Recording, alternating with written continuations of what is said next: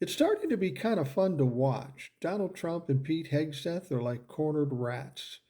They can't find a way out. They don't know what to do. They don't know what to say. And everything they do say just makes it worse for them.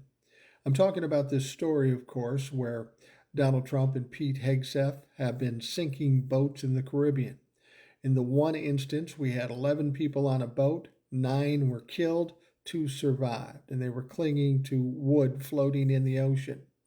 Pete Hegseth said, kill them all, and they did what they call a double tap, and SEAL Team 6 went out and did the job and killed the remaining 2 survivors.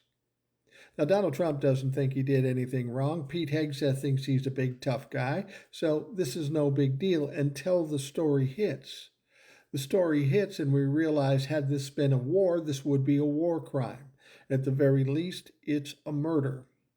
Now, Donald Trump and Pete Hegseth are spinning around trying to figure out what to do. When the story initially came out, Donald Trump said, I don't know anything about it. Pete Hegseth says it was a hoax that never happened. But then when it became apparent that they couldn't deny it any longer, they changed their tune. Donald Trump and the White House came out and said, oh, yeah, that one. Pete Hegseth authorized that. And then when Pete Hegseth realized he was being thrown under the bus, he thought he'd pay it forward. And then he started going after the admiral, Admiral Bradley, who gave the order. They think they can blame it on somebody else and stay clean from this whole thing. But here's the deal. It needed to be authorized.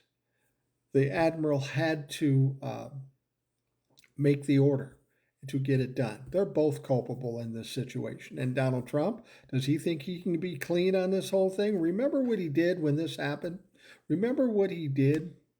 He played the videos on social media. He bragged about it. He knew all about it. And there's video to prove it.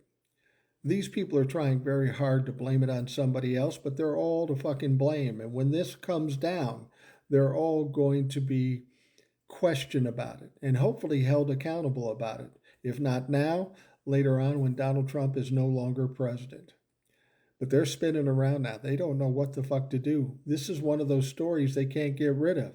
And this is one of those stories that may have as much impact, if not more impact, than the Epstein files, which is coming December 19th.